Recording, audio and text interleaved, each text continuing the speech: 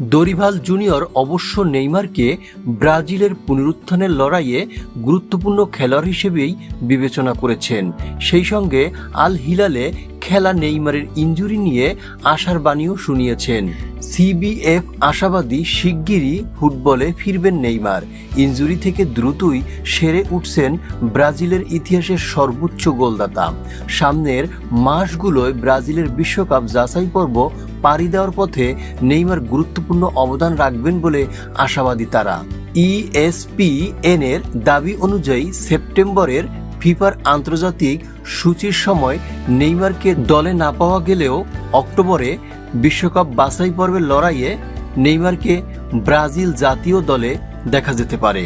অক্টোবরে বিশ্বকাপ বাছাই পর্বে চিলির বিপক্ষে তাদের মাঠেই এবং ঘরের মাঠে পেরুর বিপক্ষে খেলবে ব্রাজিল। তবে দরিভাল নেইমারের দলে ফেরার কোনো নির্দিষ্ট সময়সূচি ঠিক করে দিতে রাজি নন, বরং তিনি এই খেলোয়াড়কে পর্যবেক্ষণে রেখে তার পর্যায়ক্রমিক উন্নতির কথা ভাবছেন। ESPN-কে দেওয়া সাক্ষাৎকারে দরিভাল বলেন, আমি কোনো সময়কালের দিকে তাকিয়ে নেই, সেটা আমার দায়িত্বও নয়।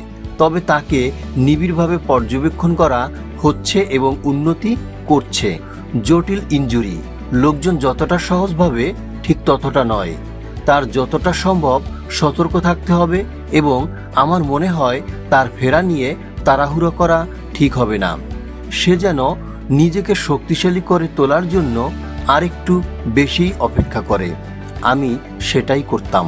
এতগুলো মাস অপেক্ষার পর আমার মনে হয় না আর 1-2 মাস অপেক্ষা করলে খুব বেশি সমস্যা হবে। এটা খুবই গুরুত্বপূর্ণ সতর্কতা। ব্রাজিল আগামী সেপ্টেম্বরের প্রথমার্ধে ইকুয়েডর ও প্যারাগুয়ের বিপক্ষে 2টি প্রীতি ম্যাচ খেলবে।